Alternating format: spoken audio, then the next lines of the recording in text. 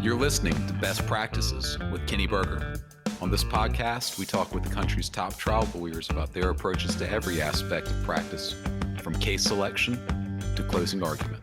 Hello, and welcome to Best Practices with Kenny Berger. Our guest today is Christian Morris, and Christian practices out in Nevada. And I was telling her before we hit record that I knew who she was from some of her results and the reputation that she built. And then in the time that we've spent before we hit record, one of the best compliments I can give in kind of the 15 minutes we've spent talking is, oh, I get it. Like I can see why you've been so remarkably successful. Christian, welcome to the podcast. Hey, thanks. Thanks for all the nice compliments. I'll take them.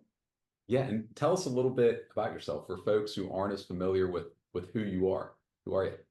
So I'm originally from the state of Maine, and even though I've been in Las Vegas for almost 17 years now, I still consider myself a maniac.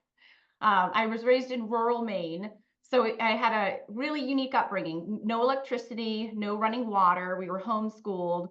We were the only year-round residents that lived on this mountain. There were a couple of hunting cabins, and the hunters would come up and give us their hard candy. And that was back in the day where you could take candy from a stranger. I would not recommend it these days. But lived there with 3 sisters. And then my parents finally realized that, like a toilet flushing would be great. So we moved down to Augusta, and I went to high school in Augusta, Maine, and college in Portland, Maine. And I love the East Coast. I was in DC for a while. I used to work in politics. I worked for Senator Collins from Maine. I worked on a presidential reelection campaign. I won't mention the name, but it might have been Bush at the time. He seemed to have popularity, and then that went downhill. And then I was supposed to get a job in the administration because we had won the election and nobody called. So I said, all right, I'm going to go to law school, and went out to Cal Western in San Diego. And I loved it. I mean, what an amazing place to go to law school. It was beautiful. San Diego is one of those places. My wife and I went out there in 2019 for AHA, and neither of us had ever been. We stepped off the plane. Within 5 minutes, we both looked around. We're like, we get it. Yeah. We totally get it. We got a lot more work to do before we could swing San Diego, but man, it's a good place to be. Quick question for you. So how old were you when y'all moved to Augusta? How old were you when you start having electricity and running water? So by the time we fully got into it, so my grandfather let us move into he had a large farmhouse. My mom still lives on it. It's like 50 acres. And he was hesitant to let us move into the house, so he let us move into the barn, which everyone's like, oh, wow, a barn. But the barn had electricity. We just had to go out and like pee on the lawn at night, which was perfectly fine with us because I had to clean out outhouses since I could lift up a pitchfork. So we lived in the barn for a while, and then he let us live in the house. And I went to public school my freshman year of high school, and my sisters went junior and senior. And then I have a much younger sister. So she's actually normal. We talked to her and we're like, oh, you're like our niece, right? You're not like our sister. So I got to tell you, it was an interesting upbringing, but I really pull a lot from it because it was just genuine hard work on that farm. And we had 4 acres. We lived completely off the land. So we farmed those gardens, put it into canning jars, had a root cellar, had goats for the milk and chickens. And one year, a big old pig that we smoked and skinned. And so every day was just like you get up and you go to work. And I've definitely used that in my life. There's this work smart versus work hard. And I'm trying to integrate some of that work smart. But most of the time I just work hard. And as a result, you get results. Well, I'm thinking too, though, kind of with the lack of the distractions, was there, I mean, are you someone who is quicker to pick up a book than some other folks? Do you find that you've got a more vivid imagination? I mean, are there skills, if you will, from that childhood experience that you would say still carry with you? So I used to read all the time. That was going to be my guess. Yeah, we didn't have anything. Well, we did have a generator, and on Saturday nights, my parents would turn it on, and we would watch Wheel of Fortune. And they would watch TJ Hooker after we went to sleep because that's what it was like Lady Blue or something. We weren't allowed to listen upstairs. So I used to read all the time. Oddly enough, I rarely read at all. when I have a trial and I need inspiration, I will pick it up and read. Imagination, I mean, my mom told me I was magical and I bought it hook, line, and sinker. So I've always thought about that. But what it did for me was like, if I don't get the baseline, if I don't know where to start, if I don't know what my foundation is, then I don't know where to go from there. And so many times when I started in this practice and we're dealing with a lot of medical stuff, in our field, people were talking way over me. And I thought, wow, they must be really smart and I'm not, because I don't get what they're saying. And the reality is they were talking over me for a multitude of reasons. Maybe it made them feel smart. Maybe they didn't realize how to communicate the information in a way that I could digest. But what it did help me do in this practice is keep it simple, like extremely simple. If I was just talking to someone and she gave me this little kind of methodology to use, and I immediately got on the phone and told someone else how to do it to make sure that I knew how to do it. And the person I told was like, wow, that sounds really effective. Let me try it. Like, it's such a basic communication issue and I joke around, I'm not that smart, but the brilliance of it is that when you kind of start from a base foundation and you keep it very basic, maintaining that ability to understand who you're talking to and meeting them where they're at is so effective in our field because we talk to such a variety of people, from our clients to our jurors. Yeah, and I think it probably helps appreciate the kind of the natural development, or kind of the organic creation of things, understanding the fundamental pieces, the foundation, how things are built, how things are torn apart. And I love what you were saying about making sure you understood it by teaching it to somebody else. I mean, for me, it kind of triggers that thought of Einstein saying, if you can't explain it simply, it's because you don't understand it well enough. Or there's a book I like called The Pilgrimage by a guy named Paulo Coelho, who wrote The Alchemist, much more famous book. But in The Pilgrimage, he talks about the special type of learning that comes with teaching. And when it really begins to cement, or I've seen it myself, there may be concepts I thought I struggled with, and then I try to teach them to one of the other attorneys in the office, and suddenly it's like, oh, shit, I do understand that. Yes, that verbalization is so important. I do a lot of medical malpractice cases, and I'm doing focus groups tomorrow afternoon on some trials I've got coming up. And the one thing I always ask the focus group at the end is there anything that confused you about what I said? Is there anything that you didn't understand? That's my most important question. Not like, oh, did you trust me? How many millions would you give me? Is there anything you didn't understand? And if there's something they didn't understand, it's my fault for not properly explaining it. And, I know we're going to be talking about defense experts. I mean, there's nothing worse than them making you look stupid because they're talking like all the way up here. And jurors who are self-protecting want to act like they understood that.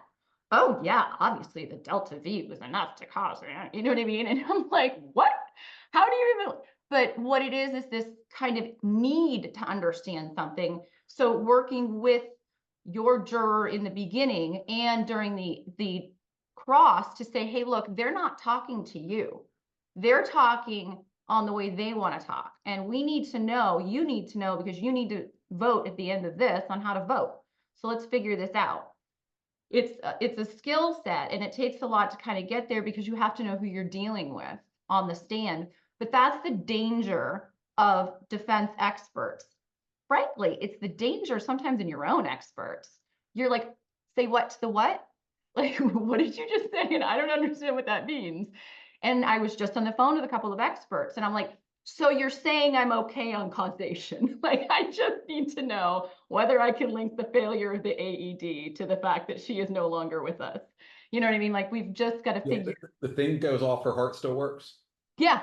Like, would she still be here, or was her heart so bad she wouldn't be? Just basic language is so important. And I'm grateful that I didn't have to struggle with it, because for a very long time, I was just convinced that like, maybe I'm never going to get it, until I really had to get it. Like when you go to trial or when you're taking a big deposition, like you have to get it.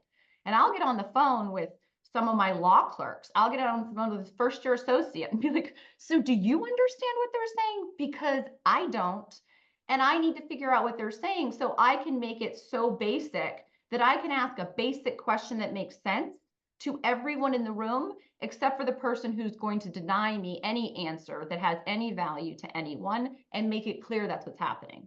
Yeah, I mean, I found myself in a situation last week during a 30B6 deposition where, and you and I were talking before we came on about both of us are bad at war stories because we tend to tell more about the things we've screwed up, and this is something I screwed up, in prepping for this deposition. I never truly felt like I got to a point where it was so simplified as to become crystallized in my mind, and the questions could be short, to the point, properly sequenced. Again, not over prepared, but where I had a level of understanding and clarity as to truly be effective. And the deposition didn't go as well as I wanted it to. Now, part of that had to do with the facts and the evidence, but so what? I mean, at the end of the day, I could have done a better job controlling the things that I was in charge of, and I'll do better next time. Yeah, I mean, that's so true. I had a depo come up of a neuropsych. And I'm like, okay, like there's a lot here. I reached out to my friend Dorothy Clay Sims. She's so smart. She sends me this information. I'm like, man, now I'm trying to decipher that because I want to figure that out. My mom is now a clinical psychologist. So I like reached out to her and I'm like, so how do they actually administer these tests? Because I knew there was a problem in the administration, which then skews the results. You mean the psychometrician didn't properly follow all battery guidelines? Exactly. But then like, how come you can just use your judgment on that stuff? You know what I mean? Like what should be given. But and it takes a lot of time to distill it down into something that actually makes sense, because it has to make sense to me before it makes sense for them. And when them is the juror, because they're the most important people in the room. And I've been on jury trials with the judge is like, well, I totally get it. And I'm like, maybe because you've heard it 15 times before, but I need everyone in the room to understand what's happening. So anyways, I went from San Diego. I wanted to be a district attorney. I loved it in San Diego. The beauty of San Diego is you can be poor and happy there, which is what you are in law school. Not always happy, but poor and but certainly always poor. Yeah, always poor. Yeah. And it came to Vegas and did insurance defense for a couple of years, which is good to get that insight. It was very helpful to realize I absolutely never want to do that again. I feel terrible for these people, but here I am filing lawsuits so they can pay their mortgage. That gave me good perspective on that bar. But wasn't sure what I wanted to do. So I took the New York bar, New Jersey bar, California bar, not knowing if I wanted to live in the desert forever. And now I would never leave it. I absolutely love Las Vegas. I love our legal community here. I started trying cases as soon as when I went over to the plaintiff's side. I'd never seen a trial.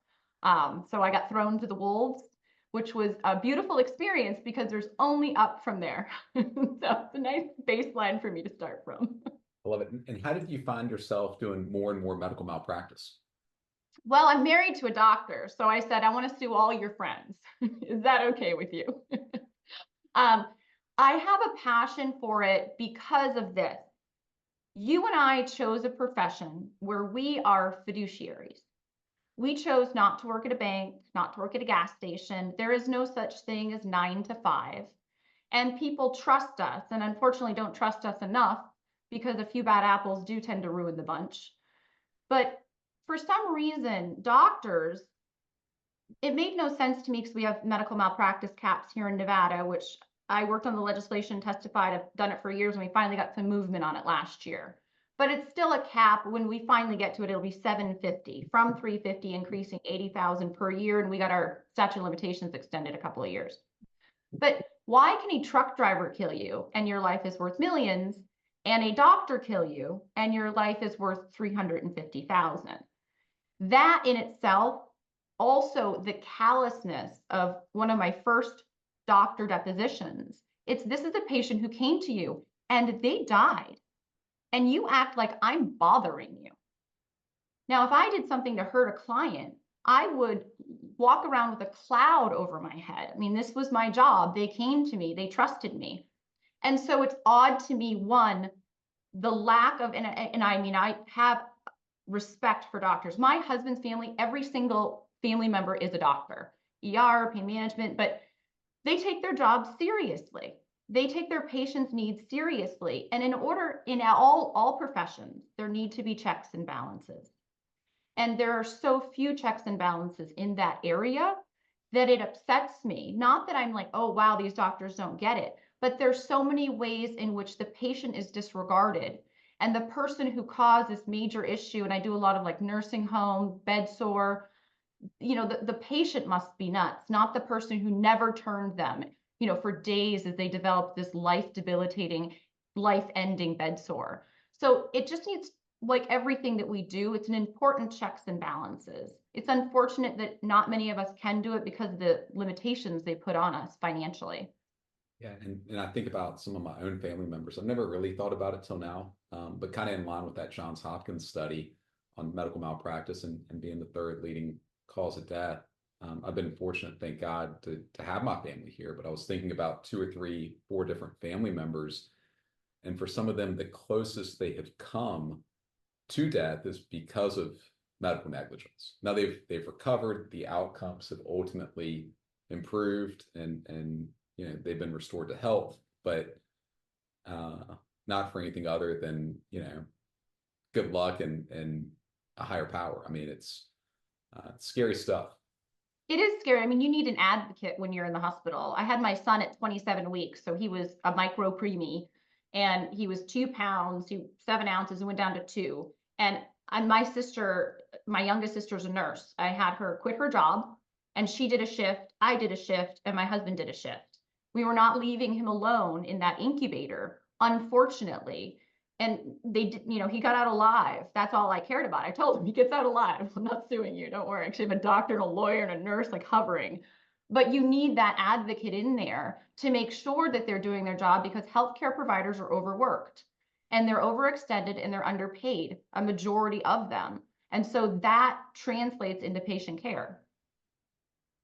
Yeah. And because they're not the one typically making the decisions on the overall management and practice of this conglomerate in a lot of instances that now controls various healthcare systems. It's a sad situation in a lot of ways, but I'm glad we still have, like your husband and his family, good doctors. The rest of my family are dentists. They all got into it different ways, and my dad's never had any problem with dentists getting sued who screwed up, because he was like, look, if they did it, they're accountable for it, and we don't want people getting harmed. I mean, for God's sakes, do your job. And if you don't do your job, then someone should hold you accountable. Same way, for legal malpractice. But going to the exact topic that we're going to cover today. Should we get to the topic? I feel like we're just having so much fun not getting to the topic. It's super fun. We could do like a whole series on, the topic is, and we found this in a bunch of episodes recently, like these unintentional teasers, and maybe like on a subconscious level, I find myself doing it more and more. But no, I enjoyed talking with you before we came on, and this has been fantastic, very easy to talk to. So thank you. Cross-examining defense experts. And you made a point I don't think I've ever heard stated as simply or as clearly before, which was the cross-examination doesn't start at trial. It starts way before then. Tell us about that. So, question for you. Are your experts required in your state to disclose a report? Only on the federal court side. Our state court rules do not require. Okay. So when do you get to know who they are and what their opinion is? Great question. Typically, it's because we have to push for a status conference that includes a witness disclosure date. I strongly believe in these scheduling orders, by way of either consent or status conference, of putting witness identification deadlines in there. One, to force us to make sure we know who our witnesses are going to be, but also to make sure it doesn't get dropped on us 2 weeks before trial, because state court judges are reluctant to exclude experts from either side, but especially defense experts, when there's no scheduling order in place. And I just don't want to get hit with it 2 weeks before. So the way it typically goes in state court is there may not be a report. You may take their deposition, and that deposition may or may not revolve around, tell us your opinions. What are they based on? When did you form them? And various other, again, umbrella high-level questions, versus, in federal court, we have an actual report, and then you get to make a decision on if you even want to take that expert's deposition. So that's really good to know. I mean, I practiced in California too. I mean, in Portland, Oregon, you get to, I think you find out like or Oregon in general, you find out like the day of trial who your experts are. And in California, we aren't required to do a report. In Nevada, we have to do a full report, CV, trial testimony, all of that. But the most valuable thing that I use, but as we as a plaintiff's bar have, is the power of our communication and willing to help each other. Those listservs are just ridiculously valuable. I have a local one that I do here with Sean Claggett and my friend Ben Cloward. It's called Justice Through Verdicts we run. I'm on our local trial lawyer listserv. I'm on Trial School, which is the national one. I'm on Injury Board. I mean, like, give me a listserv. And I don't have them go to separate folders, which might tell you I have mental issues because that's a lot of emails. But what I do is I save everything. Anytime somebody sends anything about any expert, I email it to my assistant and she saves it into the folder in which I have it designated. Will it be for potential impeachment? Is this someone that I should use in the future? I keep a spreadsheet. One, I do it out of respect for other listserv members to not be re-asking questions which have been asked. And I've seen the question asked like 8 times and they just don't save the email or look through it. But also, so I have this bank of information. And whenever I find out who the expert is, whether it's just their name alone, or if it's the report that's been disclosed, I immediately check my folder, but then I send my email. I'm looking for recent information on this expert. I'd like to know, what do you have for trial transcripts? And I've paid it forward so much that I can't even express the amount of help I get from people nationwide who reach out to help me. And our power of communication in the plaintiff's bar is what makes us the better bar, because we don't get paychecks like everybody else. We don't sit around and have a corporation pay us. Like, we as humans banded together are essentially our own island that's making sure that we as humans are helping other humans, and collectively we get stronger because of that willingness to share. So those listservs are valuable. Reaching out and asking for help is everything. But that ability, our communication, every time I talk to younger lawyers, they're hesitant to put themselves out there. And I can relate to that because sometimes I'm about to send an email to a listserv and I think, I wonder if they're going to be like, why does Christian Morris not know the answer to that? And I'm a little bit hesitant and I bust through it because I could have one of my younger attorneys be like, hey, can you send that email for me? But I get over it because I need everyone to know that, like, we can't know everything. I'm 43 years old.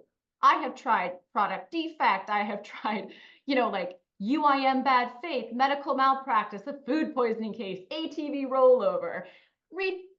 But that doesn't mean I'm an expert in all of it. It just means I've pushed myself to learn, but I've had to reach out for help so I'm not messing it up as I learn. And at some point we all learn, but the reality is we never stop learning. So I'm continuing to.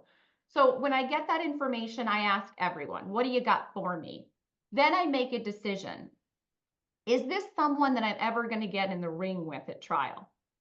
If it's not someone that I'm likely to ever get into the ring with, like an orthopedic, I'm okay with kind of like jumping in, right? Because I deal with it so much. Like, sure, I know the difference between the bulge and the annular tear, or you know what I mean? All that stuff, like, that's obviously not traumatically induced. It's all degenerative.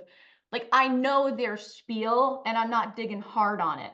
But I recently just finished a nuclear gauge exposure case where he worked in a place where they stored nuclear gauges. The exposure caused multiple myeloma, which caused him to pass, but also he passed because of COVID. So let's figure out what happened there.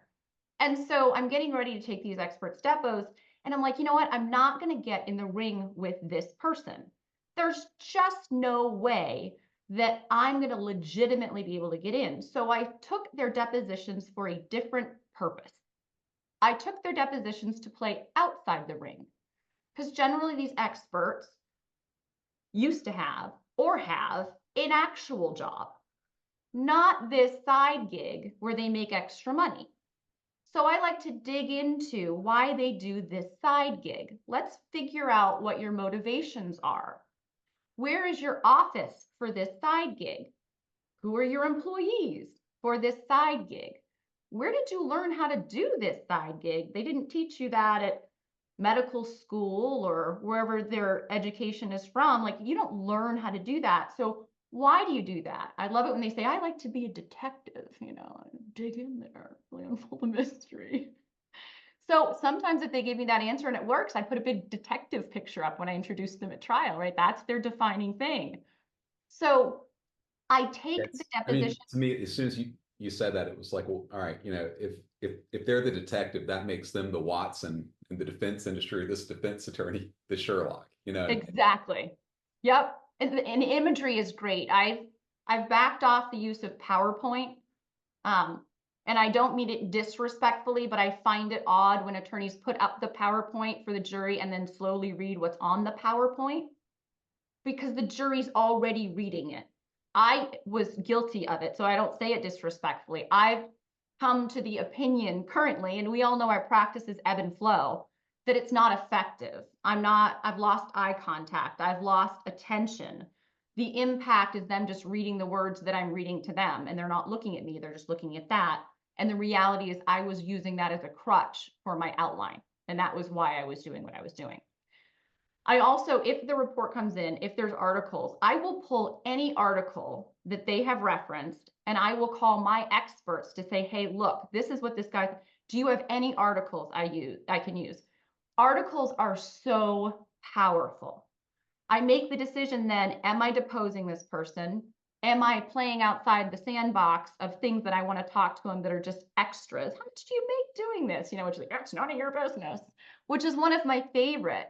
Because I say, doctor, do you remember when I asked you in your deposition, how much you make doing this extra work on the side? You do it on the weekends, right? And your wife's your employee. And I asked you, how much do you make doing this? Do you remember you told me it was just none of my business? That's right. I told her that. I said, so here we are in trial, and this juror has been told, all of these jurors have been told that they're going to be analyzing someone's bias, meaning their motivations for why they're saying what they're saying. Are you here under oath to tell them that it's just none of their business how much you make? That's right. That's, it's like, wow, that's a friendly attack. But just figuring out what I can use that is outside the lines of what they're going to be talking about if I'm not getting in the ring in any way, shape, or form. Getting in the ring with them using articles is amazing because that's the low-hanging fruit. They'll be using, if it's ortho, a study of women with lumbar fusions and saying it's the same as a man who's had a cervical fusion. Or, there are AHA guidelines out there that say the exact opposite of what their opinion is, that this medication has no difference from the other medications. So I look for something that I know they can't wiggle with me on, because I have been in the very unfortunate position of being steamrolled at trial by an expert. I mean, she might have both, it was a back-to-back in one day. They might as well just labeled bimbo on my forehead because that's how they were treating me. And I couldn't get, and I knew, I was like, whoa, man, I was like sweating. And I still had the last one on the stand who was the worst. And I went home and the father of my client was like, that was a rough day. And I'm like, yes, I'm well aware. And I was up until like 3 a.m. figuring out how can I control this person? Because she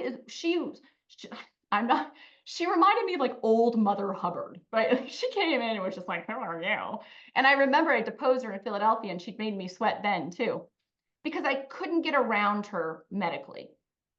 So I started thinking and I was like, okay, she works for this hospital. I go on the hospital website. I start pulling guidelines directly from it. And then I just started, and I've been using it ever since because it's so effective with experts. It's an easel that says Dr. X's opinions. And I write them out, agree or disagree. And then I pull out my marker and say, all right, let's see if we can get through this effectively and efficiently for everyone's time here. And with her the next day, I figured it out. I had someone in my office who can actually use, can write in a way that you can read. Write out agree, disagree, or yes or no questions. And I said, let's play a game. It's called yes or no. And like she was like, and then finally she acquiesced. And we got through it. She's like, I can't answer that one. And on the one she couldn't answer, I said, no problem. Don't you worry about that. I'm sure your counsel, when they stand up, will have you clarify that. And then the last question, which was like the crux of my case, she had to agree with. I had taken it off her hospital website because she wouldn't agree with it. I said, that's so odd. Let me hand you the Albert Einstein Hospital website that I looked at last night. Are you sure you don't agree with that? And defense like let it stay up the whole time. But I was working with ways around the kind of overwhelming issues you have with, like, how am I going to combat the Delta V? How am I going to, like, they start spouting off all these articles that you've never heard of. And that's another reason why I take depositions of experts. Sir, is it fair to say when you come to trial, you will not be bringing any articles with you to support your position? Is that fair? Do you have them with you today? Have you disclosed any? No. So I'm going to ask the question again. Because you'll say, well, you didn't bring any, and I asked you about these. 2, is it fair to say, let's just say it's an issue of medical records or bills or something. Is it fair to say that you will not be coming to trial and saying that they did not need this medical treatment? They did, right? You agree with that. Okay. Is it fair to say that you won't be coming to trial and saying these bills were just unreasonable or unnecessary? Because that goes on my easel board. Agree, agree, agree, right? So we're not here about that. So all that arguments that defense counsel made in opening, do you know why I even brought it up? Because you're not here to comment on any of that. And you're their only medical expert, right? Ways in which I can cut down my issues. And in front of the right judge, I'll file a partial motion for summary judgment. My doctor says that it was medically needed and reasonable. Their doctor says it was medically reasonable and needed. So why are we even bringing that up at trial? Unless I want it to polarize the case. So I'm finding ways and chipping away the things that they'll start spouting out for you at trial. And if I like it, I also disclose, I go onto the internet, find a picture of them and disclose their picture in all cases, in case I want to use it for the way I introduce them at trial. So I'll either substantively depose them, go outside the box questions, just to kind of, I like it because it gives me a lot of like food for fodder on extra stuff that exposes who you're truly seeing on the stand. And that's how I define how I will present them in my opening statement. How did you get to that point in terms of the effectiveness of your cross-examination for people who are listening and thinking, man, she's good. That's really, really good. Can you share with our listeners, how did you get to this point? So everything that I just talked about came from trial and error. It came from coming home and kicking myself and saying, why did that happen to me? I am extremely organized in my head, not on paper. I am always prepared and ready, but it has a lot to do with who we are as people. I tend not to be confrontational.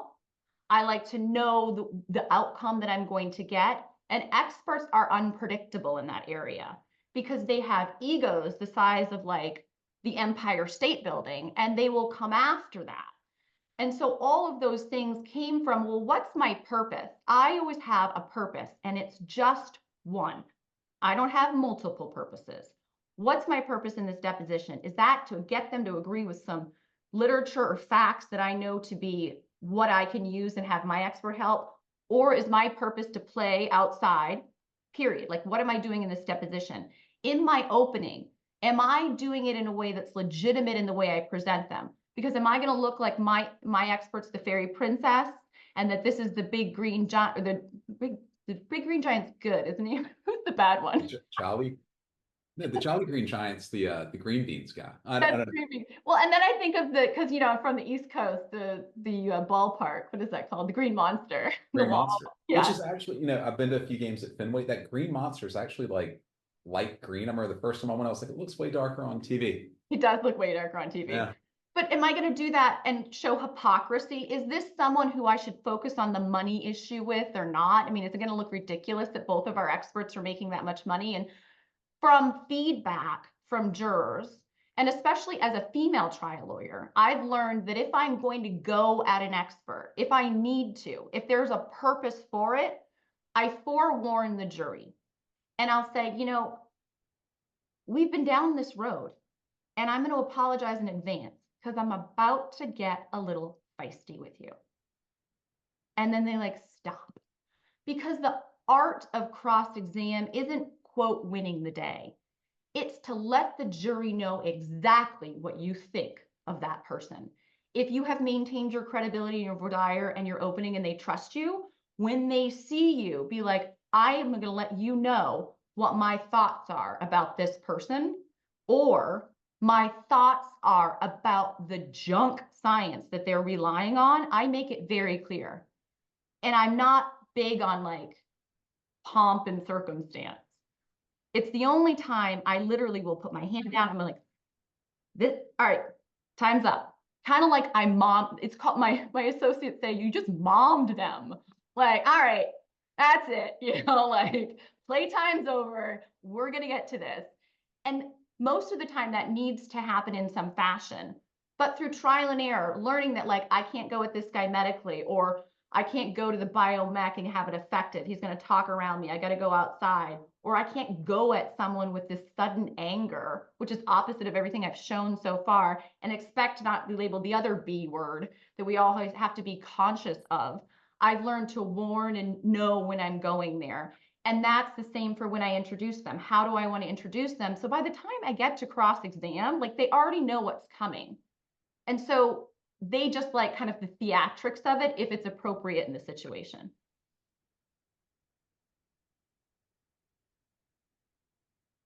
But I didn't learn it at a CLE, unfortunately. I learned it through my own mistakes.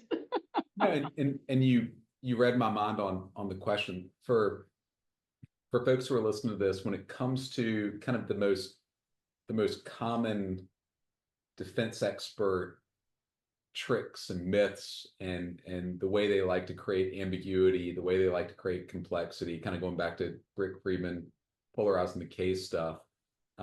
What have you found to be some of the most effective techniques to either polarize that expert or help jurors understand, exactly, I love that Joe Fried and I've talked about this before, help them understand exactly what's going on here. What's really going on. This one I did learn from, not a CLE, but I was listening to Keith Mitnick's podcast. And I love his Don't Eat the Bruises. Of course, because I only read little things now, I just found what was like, I had a case where my client was like 5 times the legal limit, driving home from a club. I'm like, how do I handle that? So it's 2 boards that I've made. And all they say is coincidence or reasonable conclusion. And I use that because our most common, if we're dealing with the kind of cases we are, slip and fall, trip and fall, we're dealing with a lot of orthopedic, where it's like, well, it's all just degenerative in nature. We're all degenerating. Everyone in this room has a degenerating spine. I'm amazed we're not falling over. It's amazing. But it's so effective because I will talk about it in voir dire about, anyone heard of like everything's just a coincidence? How does, tell me an idea of a time where you remember a coincidence. Like, is it a coincidence that you got this summons, which made you come here? Or is it kind of like a reasonable conclusion that you live in Nevada, you're a resident here, you pay bills, you have electrical bills that come in, that's how they pick you. And it's a reasonable conclusion that you would just come in for jury service at some point. Or is it all just kind of a coincidence? And most of them, like, that's ridiculous. Like, it's a reasonable conclusion. I start working on that theme depending on the case, on how I talk to them about it. But in my opening, I'll put by the witness stand, reasonable conclusion, because the reasonable medical conclusion is this person did not have anxiety, depression, need for pain pills, need to go injections before this collision that happened. And I'm able to use it when they have pre-existing and already treating as well. So is it a reasonable medical conclusion that they didn't have any of these? They're in this collision, and then they're having this and this and this and this and this. Or is it all, just as the defense expert is going to say, just a coincidence? That this person was just barreling toward this need for injections their whole life, like born in 1978 and just desperately in need of epidural injections at the age of 42. And the collision that happened 6 months before was just a coincidence. They were just degenerating the whole time, and they were going to need it no matter what. Yeah. It's so effective. And I will ask the question in depo if I'm taking it. So if I understand, doctor, this was all just a coincidence, this collision, because it had absolutely nothing to do with the need for the medical care. All right. Same with exacerbation versus aggravation. So they're at a 5 the whole time. And you're saying, well, this was just temporary. So they go up to 8. So tell me when they went back. And I have an easel board that I use. I'm the queen of the easel boards. And I just draw a straight line, like the day they were born with the doctor while they're on the stand, the day the collision happened, all of the symptoms after, and maybe a surgery, depending on what they have. And none of it was before, right? None. You're not here to say that. And I'll ask also in deposition, are you here to say that they're malingering? Are you here to say that they're lying about their pain? And they have to say no because they're not neuros. So, or psychologists. So I add that to my easel of agree. You're not here to say they're not in pain. You're not here to say that, are you? They're actually in pain. It's just a coincidence that it happened after the collision. And so I'll say, doctor, if it's temporary, when did it go away? And they're, well, it hasn't. Oh, well, that's interesting, isn't it? And it's so basic, this stuff. I mean, and I use, if I have a rough expert, then I will decide if I want to control them by asking, isn't it true? Right. Isn't it true? Or, but you could have. So if I understand correctly, you did not inspect the vehicle. No, but you could have. No, they wouldn't let me, but you actually could have insisted on that. Kind of like you didn't look at the MRI films, but you could have. A lot of the but you could have, which is what I default to because cross-exam is dynamic. I can't stick to an outline. I've got to go with what's going on. And so if stuff goes sideways for me, I go back to those 2 taglines that get me a little bit back in control. And I always have a couple of areas I know I can go there with. Yeah, and we talk about it sometimes, just that cherry picking, right? Or the things that are omitted. And we do a lot of brain injury cases. And in these reports or in deposition, they'll go out of their way to cite things that they know are bad science, junk science. In fact, it's dangerous. It's dangerous because this being cited is one of the things that people cite that prevent people in need from getting the help that's necessary. It's causing harm. It's against the all that stuff. What do you do when you see kind of that lie by omission, right? Like we had a case and it's listing out, potential causes of this condition include, and it lists, say 7, 8 different things, and the one that's omitted may be the collision, the fall, the chemical exposure, whatever it may be. And when I see that, I love it because I'm like, oh, because then it begs the question of whose decision was that? And if it was your decision, why? Why would you intentionally omit something that would be relevant and include things that from your own training are just designed to mislead other people? So one of the ways that I have dealt with it, because it is very common, is that will be where I decide to take the deposition, unless it's been done before and I can find it. And I go through, let me list with you very carefully all of the potential causes of this condition. And if it, well, but you know what, doctor, I'm not putting you in a corner here. I just want to know, is this a potential cause? And then at trial with my easel board, have them listed out on the yes, no. Is this a potential cause? We went over this. Yes, yes, yes, yes. And on a second page, all the potential causes and list them all as he agreed. But if I understand, doctor, there's one that you just don't think is possible, right? That doesn't, let me just make sure I'm going to X that one out, right? I just want to have clarity for the jury in that you're aware of all of those, but this is the one you're sure about. It just couldn't happen. Making it so clear where having to do it on the stand because they'll go back and forth with you in the depot and getting it locked down to get your list going. And the reason why I like easels so much is, I've co-counseled a couple of times. It's not my strong suit. We're like, we want you to use a PowerPoint with the witness. And I can see why. But for me, it's that movement around the courtroom. It's my willingness to modify when the experts give me a real hard time. Like, there's an apostrophe that needs to be there. Like, I am so sorry. Let me get a red pen and put that apostrophe in there for you. Because most of the time, I'm not going hard at them. But knowing that I'm going to get to my point where my whole point of the cross-examination is suspicion that doesn't generally come from the fact they were paid money. It comes from the fact that they have eliminated the one thing it could be. The car crash, the slip and fall, the mountain. It's the one thing it couldn't be of all the things it could be, because the practice of medicine, we talk about, everyone has differing opinions, but you're pretty confident on this one, right? I mean, it sounds like, wow. I mean, you could probably say that beyond a reasonable doubt, and that's not even our standard. Letting them know the ludicrousy, but you can, for me, it helps so much visually to get there. And what do you do with the defense expert who's disagreeing with the treating doctor? I mean, even in cases, let's say where you don't have a retained expert, you've just got your treating doctor, treating surgeon, for instance, and defense brings in the orthopedic who says, yeah, I mean, it's your disc disease. How do you really bring into focus for the jurors, if you want to, the fact that this paid person is coming in to disagree with the treating physician, especially if the paid expert hasn't done their own medical examination or quote medical examination? So it's difficult for me because I have absolutely focused on that and not found it to be effective with the doctor on the stand. Generally, it's something I save for closing. If I want to make sure I'm making the point, I will say, you understand that they actually physically treated them, that they went to them for help. And it's very clear that they never came to you for help. In fact, you never examined the person, or if they did, I make it clear that it's an appointment that was set up by their attorney where they're not helping. They understand that they're not here to help.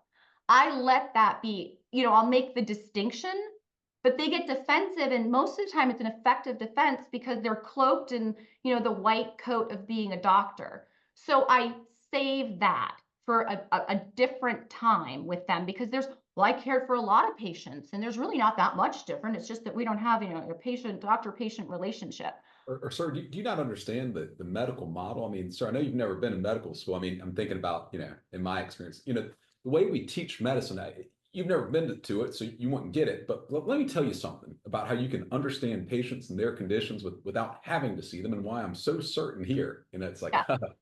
But I do like to talk this. about right and wrong, because when I'm Right. crossing, I like to empower the jury. Yeah. I'll say, if I understand here, sir, you have a different opinion than the actual doctor who treated you, right? I mean, that's why we're here, to be frank. If you agreed with him, I guess we'd all be at home, right? Yes, that's right.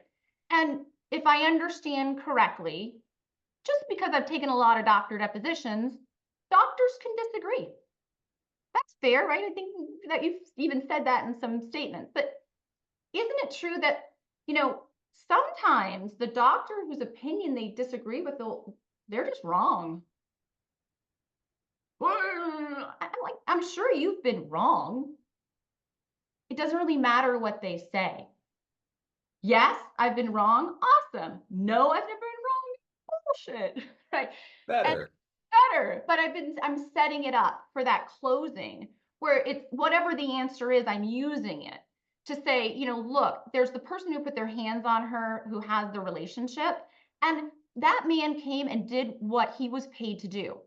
I'm sure it's not what he envisioned when he went to medical school, of being on the stand and not helping people and saying that person's claim should be defeated, which is what he did.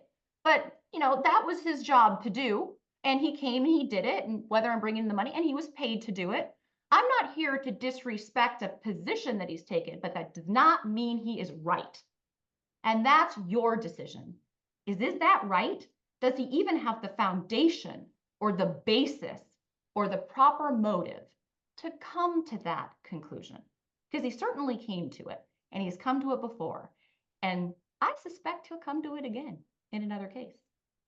And just keep it light like that. For me, because they fought with me so hard on that, and for whatever reason, I felt like they gained credibility by my trying to do it while they're on the stand, as opposed to a light smattering of it and then say it when they're not there. Yeah. And we had a friend of mine, Brian Snyder, who practices out in Arizona. He tried that case with Gary Dordick and their team in Arizona earlier this year and got a remarkable verdict. Yeah, I presented with Gary right before he went out. He's like, I'm going to get a great verdict. And I'm like, God, I love your confidence. Yeah, So Brian and I were talking. He said one of the brilliant things that Gary did during that trial was the defense experts disagreed with like the 8 or 9 treating doctors from this hospital. I mean, the interesting part was the hospital's negligence caused the harm. They were the defendant, but there was a point to be made about some of the subsequent treating doctors within that hospital system and their opinions that these defense experts disagreed with that need to be highlighted. And apparently what Gary did was, he didn't try to shift the burden of proof. He just said to the jury, look, all we're asking is that when it comes to the evidence, you hold us to the same standard as them, and you hold them to the same standard you would us. And if this is a case where they had 9 treating doctors all saying one thing, and we as the plaintiff's attorneys are the ones who brought in 2 paid experts who'd never seen the patient, y'all would laugh us right out of this courtroom. Y'all would laugh us right out of this courtroom. And all we're asking is y'all hold them to the same exact standard that you'd hold us. And I was like, oof. That's effective. I like There's a that. reason Gary Tordick so damn good. Yeah. Christian, before we came on, you mentioned that you were going to the Spence College pretty soon, and that ties in really well with the thought I had. When you are, I guess, emotionally preparing or just getting in the right place for these defense expert depositions, when you're cross-examining these defense experts at trial and something isn't going exactly the way you want it to, when there's that moment, like you said, things are dynamic. What do you do to kind of bring yourself back and keep pushing ahead in a really poised, effective way? So that's a great question. And let me just tell you, I went up to the Spence College as a student in 2013, and I go back and teach every summer now for a week. And it's a long week away from the family. But it's so effective in regrounding me. And the question's great because it happens quite often. So if I have a runaway expert and a judge that won't help me and I can't wrangle them, that happens. One of the techniques that I use where it's going sideways and I asked a simple question and it's like 8 minutes later, they're rambling on and on and on. I sit down at my desk, I open a granola bar, I take a sip of Gatorade, I start talking to one of my associate attorneys, and the jury's just looking at me. And then I'll be like, are you done? I guess we can try this again, and like, because they're being rude. But if it's getting to a place where I'm like, this is going down the wrong road, I will literally say it out loud. Doctor, I think we've gone down the wrong road. So why don't we try something different? And it's not that I'm being disrespectful, but it is a little bit of like, oh, well, this isn't the game that I wanted to play, in a bit of I say it because it is kind of like a mommying way. All right, that's enough of that. Now we're going to do something else. And I'll fall back on, let's talk about, I always have safety categories that I know I can jump to mentally and I don't start off with them. I don't start off with the traditional, so you never examined the patient. You've been, working with this firm. Those are my backup. Those are my backup when it's gone sideways. I start off with the hard hitting stuff, and generally it's a cross, unless for whatever weird reason I'd call them in my case in chief and pay them, which isn't happening. But I start off right where I think I got hit the hardest and direct. I always start there. You know what, doctor? I want to talk about that statement you just made. I start there. I have my points that I want to get to, and I have an associate attorney with a backup points. Like, did I get to all my points? I want to make sure I hit all my points. Unless I think I'm just done and I don't care about my points anymore because it went the way I wanted to. But if it goes sideways, I'll say, you know what? Let's just change gears a second. I wondered, you seem very friendly with defense counsel. Is it true you've worked for them and I've reset myself. It's one of my safety things that I have ready. And then I'll take a minute, maybe I make it, a dramatic pause or a pregnant pause and go to some area of which I want to transition to. But that's my transition, is those typical safety questions we see.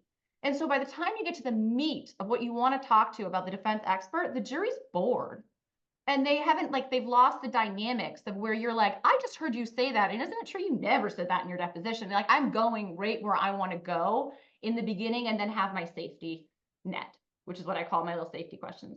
Yeah, and I was getting ready to ask you, I mean, the questions that you develop around and to attack or undermine or kind of disassemble whatever you thought was the hardest hitting point for that expert's direct exam. Um, I mean, I take it you've done a lot of prep work on the front end to kind of know, hey, this is something that's probably going to sting a little bit on direct, and here's how I'm going to deal with it, right out of the gates on cross. So generally, if it's something that strong, it's going to be pre-existing condition, prior undisclosed, like issues that they, I don't know why they didn't tell us all about that. And or like seemingly hard hitting literature. And so I'm finding a way to deal with that. But to be frank, you can never be prepared for your cross until you've heard the direct. And so many times I see people and they have their outline and they just go with it. And it's like oblivious to what just happened in the courtroom. The direct is going to be dynamic in the way your defense expert cross is going to be. So when that happens, and I'm rarely like a hyper-focused person, I am not moving. And I'm writing down every single thing that I think is important that they're saying. And I make sure that I pick it up. And when I'm asking the question, all right, you just said that. Did I write that down right? Because I got a problem with that statement for whatever reason it might be. Whether I thought it was going to be my biggest issue or not, it just became that. So waiting and listening carefully and not feeling as though you have to be married to the 19 hours that you spent prepping that cross outline is what makes it effective. And the jury sits on the edge of their seat to see, like, what is she going to do with that information? Because sometimes I hear something and I am shocked. I have never heard that before. Do I say, well, you were supposed to disclose that in an expert report? Nope.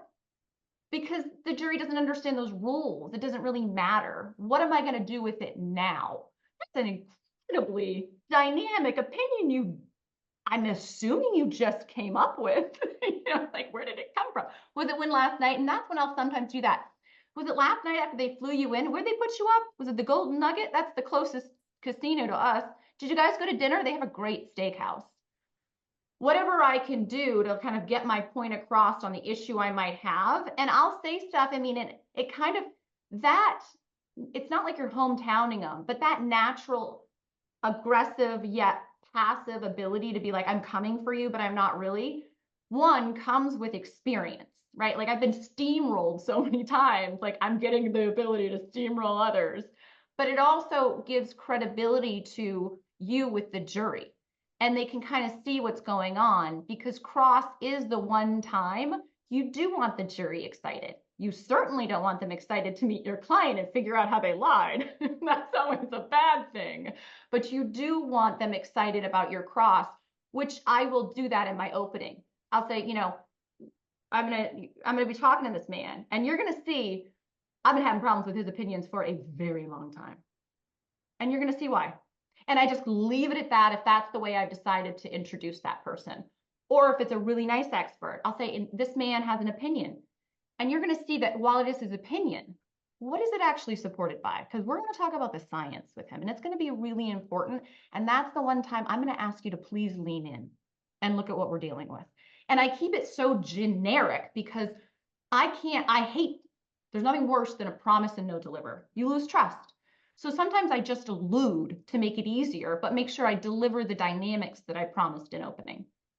I love it. And Christian, for your associate attorneys and for attorneys again who haven't been practicing for the period of time and at the level you have, if they're wanting to get better at cross-examination, I guess I think specifically with kind of what you do for and with your associates and how that may translate to other practitioners, but how do you get your associates more trained up in dynamic cross-examination? So getting on your feet. I love that people love to learn, but at some point you need to just do. The best thing you can do is get on your feet. I have associates who've been out 2 years and have already done 8 trials with me. I have associates who have a longer resume of trials. I put them up against any associate at their level out there. And I tell them, I know this is going to suck. I just had my youngest take her first COR witness at trial earlier this year. And man, I mean, she bombed. Like, it was like, we're up at the bench, we had to recall the COR a separate, it's like a COR of billing from a hospital. It should be a box checked, right? But wow, did she learn a lot? And we learned that we can't send her up with a lot of paper because she continues to shuffle it when she can't figure out what to say next. And it was a direct. But the way you do it is you got to get them on your feet. Everybody has to get on their feet and try. No more note taking. What are you going to do with all those notes? Put them on a shelf and let them get dust? You got to get in there, you got to do it, but you've got to have a point. And so whenever I'm prepping and it's a cross, like my question is, so what's your point? And how are you going to get there? And all of a sudden they really have to start thinking, like, what the heck is my point? Right? Like, I was prepping my associate attorney for a big hearing we had. And I said, well, what are you going to do when the judge asks about the fact that this really isn't a lost cause case or lost chance case? And she's like, I don't know, I've been thinking about it for like 2 hours. And I'm like, well, we're going to come up with an answer right now. But that direct question where you, unfortunately, it's not like you're putting it on them, but open-ended, how are you going to handle this? As opposed to, this is how I handle it. Because they're not me. I'm not you. Now, what you just said about like, oh, these are some way, I'm taking notes, mental notes, like, oh, maybe I can integrate that. It's always good to listen, and I always put into practice exactly what I just learned, so I make sure I got it and it sticks in my head. But that getting on your feet and trying from the ground up, be like, I have absolutely no idea what to say, and no one says, say this. And you say, well, why don't you think about what you really want to say? And then what you do is you take their material, and you've got to have people help. Litigation and trial is a team sport. I tried for about 5 years cases all by myself, and it was the biggest injustice. I didn't have, luckily I had the community to ask questions, but you need someone down there, not only for moral support, but just basic function. You've got to be working with people. I work with my paralegals, my litigation assistants. We were doing trial prep yesterday for a case that's coming up in a couple of weeks. I've got the whole team in there, my medical records, pre-lit, assistant, attorneys, paralegal. I'm like, all right, so what do you guys think about this? Not me like, this is how we're doing. I'm like, what do you guys think about this as a theme? Who thinks that's a good idea? Why? I'm using that. So when we focus group it tomorrow, I've already done like obviously a biased focus group because, you know, they work for me, but I'm getting at least some good ideas because I need to get into, it's not a real sexy case. So I got to make it sexy. I know that's an issue I have, right? There's nothing worse than like a low property damage, soft tissue, no disputed liability, right? Like, snooze. So you got to figure out a way that makes it interesting. Maybe you make, you know, the insurance defense counsel the devil, and that's who you're going after in it. But you got to figure out something. But giving people the ability to do it on their own and forcing, I know it's so hard. Like, people find any excuse not to get on their feet. And there's some days I don't want to either. But it's the profession we picked. And if we really want to get good at it, we just got to do it. Love it. This has been great. Thanks. I feel like I was talking run-on sentences, like no comma, maybe a semicolon here and there. No, that was awesome. I mean, just a great blend of like, you know, the practical pieces, like some super advanced, damn, you know, a lot of people have never thought of that. And just the, you know, I think it's always great when you see somebody who's doing it, you know, and who, like you said, I mean, it's had times where they got steamrolled and where things didn't go well, and can continue to show up and do it consistently and in a committed, caring way that wasn't just about your ego, but was about helping clients and getting real results, and the passion and the purpose behind it, especially for your medical malpractice cases, is awesome. So Hey, thank you. Christian, for folks who would like to get in touch with you, how can they do that? What's that movie? It's like, Google me. No, I'm just kidding. That's well, like, it's that my wife used to watch that show. Hold on. It's one of the Real Housewives, I think. I watch all the Real Housewives, so she and I could hang out. It's how I figure out where I'm supposed to go on vacation, what I should be wearing. I mean, where am I supposed to get this life advice from? So, I mean, it's easy because it's Christian Morris Trial Attorneys. So I stuck my name on the wall, but Christian at cmtrialattorneys.com. And Christian, do you practice some outside of Nevada? Or I wait, do. I apologize. I screwed that Yep. up. You practice some outside of Nevada. I think you're absolutely, you would get kicked out of the courtroom. Yeah, that's my bad. I was in Yeah. Carson City a couple years ago, and I said, I've only been to Nevada a couple times. They're like, you've never been to Nevada. You may have been to Nevada. And I was like, I Oh, screwed it up earlier. I apologize, Nevada. You yeah. practice outside Nevada? I practice in California. I'm pro hocked in Arizona on a bunch of cases. I just finished one in South Dakota. I've got a case with John and Eric Romano in Florida. I absolutely love working with them. I do a lot of sex assault, so massage envy cases, which I take all over because I had one of the original massage envy cases and it became obvious what was going on in that franchise. And then New Jersey, I've got a few sex assault cases.